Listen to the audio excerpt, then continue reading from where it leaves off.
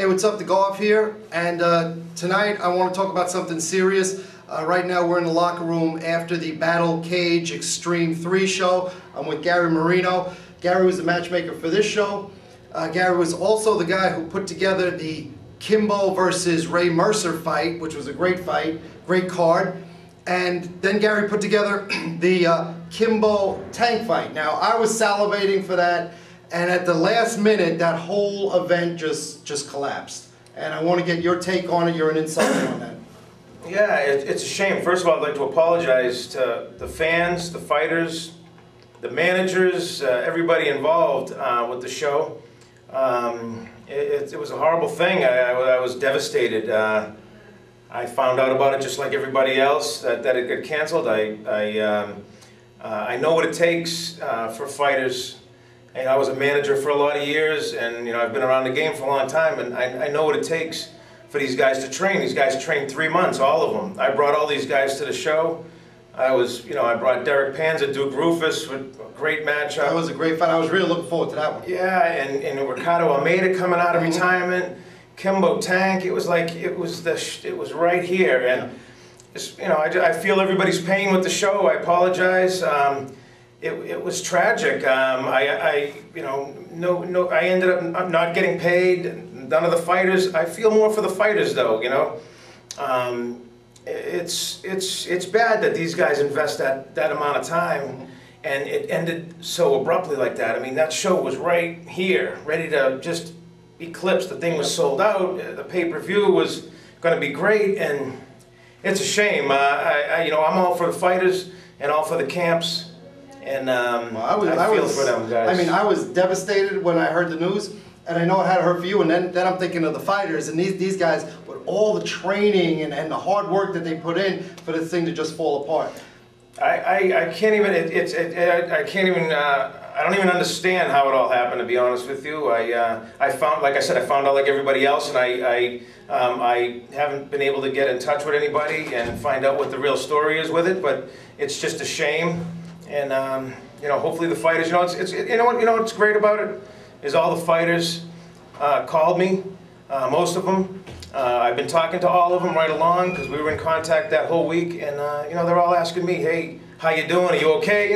They care about me, and that was so nice of all of them to do that. I got a good relationship with all these guys. As a matchmaker, when you work for a show, you bring your clientele to the show, and that's what I did with this show. Well, that's the funny friends thing, with all right? These guys. Right, like Jim Miller was supposed to fight on the Cage Fury card. Yeah. Now here he is, same month on the Battle Cage Extreme show. Yeah. So it looks like because of you, these guys are still getting the fights and they're able to work and stuff. But how about G-Man Marino? What's going on with you? I guess you're a free agent now. You can hook up with another organization. You're free to do like this show. What's next for Gary? Well, I was working with this show anyway, and just working with these guys. And I don't know. I guess I'll find out. I hope I find out soon if I'm a free agent or not. I really don't even know, to be honest with you.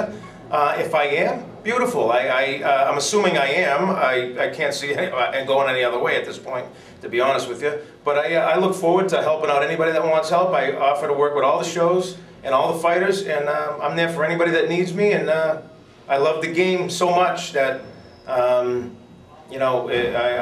do whatever I got to do, and I just want to have a good reputation, a good name. It means a lot to me. Well, I'll tell you what, you're the man on the East Coast. I mean, you've got all the connections, and you're putting together some monster fights. Well, that's what a matchmaker does, and I do my job, and I try to do it well, and I don't ever mismatch anybody. Nobody gets stacked. There's no upsets in a Gary Marino match-made fight because nobody's meant to lose and nobody's meant to win. So just like the fight you saw tonight. Yeah. These guys that all close. I mean, the first 3-4 fights went the distance. That doesn't mean it's a bad fight. It means that the guys are evenly matched. Competitive. It was a good. No, there was not a boring moment tonight. Yeah, no, it was a great card, and the last few fights I knew were going to be explosive. Right. And it worked out Well, beautiful. I hope you're watching this because you got a matchmaker right here, and he's got the hookups on the East Coast. So put together some really great fights. And Gary, always a pleasure talking to you. Thank you for the inside poop on the Cage Fury situation. Yeah, hey, no problem. And by the way, I'd like to say one thing about Dana White. Dana White, who I happen to be friends with, he paved the road for all of us. And, you know, Dana White, while all of us were going to them shows for about four years, we were all going there enjoying these shows, and he was working.